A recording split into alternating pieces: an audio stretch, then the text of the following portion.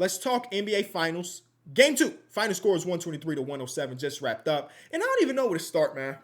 Do we start with the Johnny Furphy minutes, the James Johnson bucket? I don't know. This was one of them games I didn't really have a lot of expectations for because game number 1 was so great that the likelihood that we get a game like that again is pretty low, right? So, like, expectations are low. So if something does pop off, I'm excited. But also, since this was kind of a dud of a game, I'm still cool. I still got a lot of notes to talk about. So I think we actually start off with Shai. Yeah. We were talking about on numbers on the board, and I do want to remind y'all that these are my initial reactions on the first watch, and because we got 3 days in between games, I will rewatch this game again, and we will do a podcast episode. So go watch the other stuff. But on one of those podcasts, Mike had asked, what would we grade game 1 for Shai? And I think I gave it a B to B minus. And it's like, I didn't know exactly what it was missing. He had one of the best NBA Finals debuts if we talking pure counting stats and so on and so forth. And then I watched game 2, and I recognized what was really missing. I'm a hyperbolic guy, especially in these recaps, because I live in the moment, baby. I love this game so much. I live in the moment. This is one of my favorite Shai performances, man. Not his greatest, but one of my favorite. And I think about what was missing from that game 1. Why did even though he had 38 points, I didn't want to give him an A-, 1A. And reality was it has something to do with the playmaking and the decision making. Now, I'm going to say a lot right here, but I do want to preface this to say Shai does not become the MVP of the league as a lead ball handler without being a plus playmaker. But tonight, I feel like it was one of my favorite performances because it made me think a little bit more about Shai as a player. I'm going to glaze. Yeah, I'm going to glaze because I'm a fan of Shai Gilgeous-Alexander. I have been since his rookie season. Since Summer League rookie. Y'all can find those videos. It's on House of Highlight channel. You can find those videos. The first game I watched of him. Anyway, he's already one of the greatest individual scorers I've ever watched. Full stop. One of the greatest I've ever watched. As a defender, he keeps you on your toes. As a defender, you can't make a wrong move. As a defender, you can't really do anything in a lot of cases. He gets to his spots. He creates spots. He finds new spots to be at. Hell, you could put a Benedict Mathurin on him who's about the same size. You can hit him with a turnaround J and hit him with the too small. He is such a great scorer. And he won league MVP. A lot of that based on his ability to get to his spots and be ultra efficient and be better at the rim than like prime Shaquille O'Neal, like shit like that. Just crazy random stats like that. But if he's playmaking and decision-making like this, he's already top 3 in the league. If this becomes a regular occurrence where he's keeping the defenders on his toes, not just keeping them on the toes based on his own individual production, but how he can spread out to others. Now, for what it's worth, game number 1, nobody else came along for the ride. So, like, yeah, if I'm Shai and I know I can create my own shot at will, why the hell would I give it to J-Dub? He 0 for 4 from 3, even though I think he hit his first 3. He's 1 for 4 for 3. Why would I give it to Chet right here when I know my shot that I generate is going to be better than what the hell Chet gave us a game 1? So I'm giving the benefit of the doubt there. But tonight, man, there were times where they're running pick and roll, they bring Miles Turner up to the level, and Shai low dribble through the pick and roll coverage, and it's just like, there's 7 different options on the court right now. I can pull up for a midi myself. I can get to the lane and finish through contact or finish by myself. I can hit either of the corners. It was a masterclass of decision making today. And that was great. Again, recognizing that this Pacers team is good enough to go into your house and take 2 games away. And if you go down 0-2, it might be curtains. So yeah, this is like a game 7 to us. Even though we downplayed our loss in game 1, we recognize we can't let them do what they just did. This whole game did feel like that, though. It's like the Thunder go up 15, and then the Pacers go on a little run. Coach Mark Day calls timeout, and then they come out of the timeout, and the Thunder go on their own little run, and now it's back up to 15. And the Pacers are so good that a 15 to 20-point lead feels like nothing. So, Haliburton hit 2 shots at the beginning of the 4th quarter, and people are like, okay, all right, here we go. Game starting. It never really did start. But Shai was so great today. And that decision-making, that playmaking, all of that doesn't matter if Dub, Wiggs, Caruso, the Chet minutes that he gave, that little run that he gave them, none of that matters if those dudes don't show up today. And boy, did they show up. There were multiple times in this game, I think I tweeted this, where Wiggins had a finish, Isaiah Joe had a finish, and I think Caruso's finish didn't count. But so many finishes that made me go that was nasty. The Isaiah Joe finish Like, he got it through like this much room. And just, that's not who Isaiah Joe is. I expected from Wiggins because he saved basketball, but Isaiah Joe with the wraparound, oh, that was so nasty. I was not one of those people that was super critical of Mark Daigneault based on him changing the starting lineup. I did feel like it was a little weird, but I didn't think that they lost game one because Cason Wallace started instead of Isaiah Hartenstein. I was critical about them not playing that double big lineup at all. And with 3 minutes and 50 seconds left in this game, the double big lineup did see some minutes. They played about 4.5 minutes together. They were a +4 in those minutes, so maybe not the biggest impact, but it was cool to see because one of my favorite things OKC does is that 4-5 lob that you see Chet throwing up to Isaiah Hartenstein. And you know, I was reading something between, because we had, again, so much time between these games, damn it.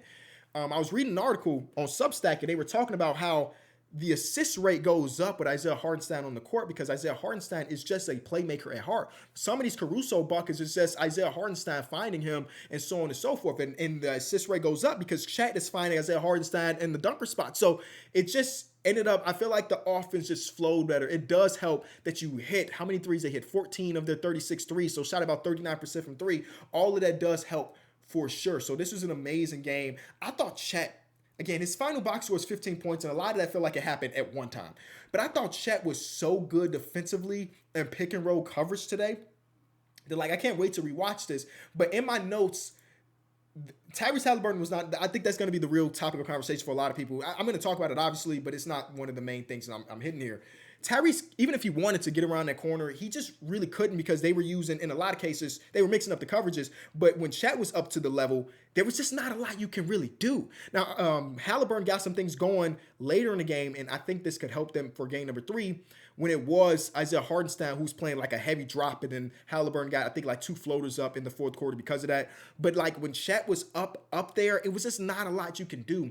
And they play with this same level of defensive intensity. Now, they didn't cause 20 whatever turnovers like they did in game number 1, but they play with this level of intensity that this Pacer team that is such a fast-paced team and a no turn the ball over team, again, if you get rid of game number 1, had multiple times in this game where they just straight up ended up like 3 seconds left in the shot clock before they got a shot up. I mean, or just got a straight up shot clock violation. That's not Pacers basketball. That's OKC basketball. And I thought that, you know, that's like the tug and pull of this series. In order for the Pacers to continue to win like they did in game number 1, they have to get a lot of shots up, and a lot of those have to be threes. Today, it took 43s. They made 14 of them, which is about league average. But if they want to continue to win in these games of the series, they cannot let the OKC Thunder match their three-point production. And in this game, OKC matched that. And on top of that, again, they caused 15 turnovers, and they did have Shai get into his mid-range and get into the basket and them get into the free throw line and everything like that. So, again, a great OKC game, a really great OKC game. We can talk some Haliburton. Haliburton's final stat line is from the 17, 6, and 3. Most of those points happened in the fourth quarter. I mean, they happened in a blur in the fourth, but a lot of those happened in the fourth quarter. And I'm hard-pressed to try to, like, he is one of the most confusing great players we have, or maybe have ever had.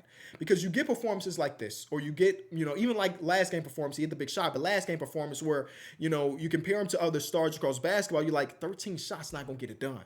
14 points is not going to get it done. I'm starting to think that there are times in his game where I want him to not just play off the ball, but be involved off the ball.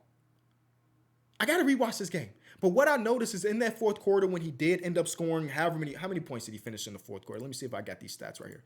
He scored 12 of his 17 points in the fourth quarter. 5 or 6 from the field. Yeah, shoot more shots, Haliburton. Majority of those shots, except for I think maybe one. He had five shots. I think one of those were created by him doing pick and roll. He shot a 31-foot three-pointer. But some of those other buckets was him playing off the ball but being involved in the action. And we saw him play off the ball a ton in game number 1. If you look at his usage rate throughout the season, you know, 3 of the top or the bottom 5 usage rates that he's had in these games so far were against OKC. 2 of them in the regular season, and 1 of them in game number 1. So they played him off the ball a lot, and that's how you get Nembhard step back 3 on Shai, which is a great moment and everything. But also, when he's been playing off the ball, he hasn't been involved in many of the actions. And we talked about the one shot that Miles Turner hit in game number 1, the one that hit the damn backboard and skinned in. We talked about him hitting that shot, and that was Haliburton within the offense, setting the screen and everything. So I would hope that maybe they look at this as like, man, and the way we get Haliburton going is to get him off the ball first to create baskets for him that way as a secondary guy. Because the dunk that he ended up hitting was a sideline out of bounds play where they set a screen on Chet and let Haliburton get to the basket. It's like that is an action that we just don't get to see him run often. It's a lot of him as the pick and roll ball handler. And, you know, if he does get around the corner, he's kicking out to the corner and generating hockey assists or so on and so forth. But if you want to see him become the creator for himself, maybe it is him playing off the ball just a little bit more and being involved in those actions just a little bit more. Another thing I have in my notes, the non-Haliburton minutes in the first quarter, terrible, just absolutely terrible. In the first quarter, in the beginning of the second quarter. But one thing that the OKC Thunder did amazing in game number 2 compared to game number 1 is when they did concede the switch to Pascal Siakam, they did not let that man touch that ball in the paint. They did not let him. So much so that, like, I don't remember, was it Haliburton that was mic'd up? I think it might have been Haliburton that was mic'd up. He's talking to Pascal, like, keep sealing, we gonna get you the ball. They never got him the ball. Whether it be Kaysen or Caruso or Dort or Dub or even Shai, they were just preventing that from happening because those were easy buckets for the Pacers in game number 1. I got to rewatch his 3 made field goals. I think 2 of them was off the bounce from Pascal. I don't remember his last one. So maybe that last one might have been a post touch, an entry pass post touch. Just didn't happen. At some point, they got to the point where they're trying to force it because, like, he's working hard. He's working so hard to get the switch. Like, let's reward him. And I remember during the Denver Nuggets series, I tweeted after, you know, I think it might have been in game number 7 when they turned the ball over a ton just trying to get Jokic the damn ball. I tweeted, practice your entry passes, kids. Maybe not. I think OKC just does an amazing job of preventing you from getting a really good entry pass when they want you to. I thought it was cool to see the Pacers go a little bit of zone in this game. It might have been for 2 possessions. But this is a team that ran 3% of zone the entire season before this spot. And I guess 2 possessions in this game, maybe less than 3%. But it's just not a thing that they bring out very often. Not only did they bring out that zone, they brought out the zone where Haliburton is one of the bottoms instead at the top, at the head of the snake. I thought that was interesting. I don't know if I have anything else. Yeah, I don't know if I have anything else of merit other than them putting the damn trophy on the court, but not the trophy we want. Just 2 trophies, 2 this big trophies on the court. And they were so low quality. At least that's what it looked like on the broadcast. It was tough. It was tough. They know what we want. They showed that they could do it digitally. So why not give us the big ass one digitally? Right? Am I tripping? Maybe I'm tripping. All right, I think that's all I got for now. I'm gonna eat some food and rewatch this game because 3 days in between games sucks, especially after a dud of a game. Because after game 1, 3 days in between, you now are watching film like, ooh, what did the Pacers do differently in the fourth quarter? There's not really much to rewatch other than like trying to figure out what can the Pacers do better in game 3 to make game 3 more competitive, or what can OKC replicate from game 2. But it's not a ton. Oh, we did get a bang call in the first quarter because Mike Breen is chronically online, I guess, and saw everybody upset that he didn't do a bang on the Haliburton shot. So that was fun. They also put Haliburton in so many guard screens today, made him work on the defense side of the ball, made that man work. So yeah, that's it.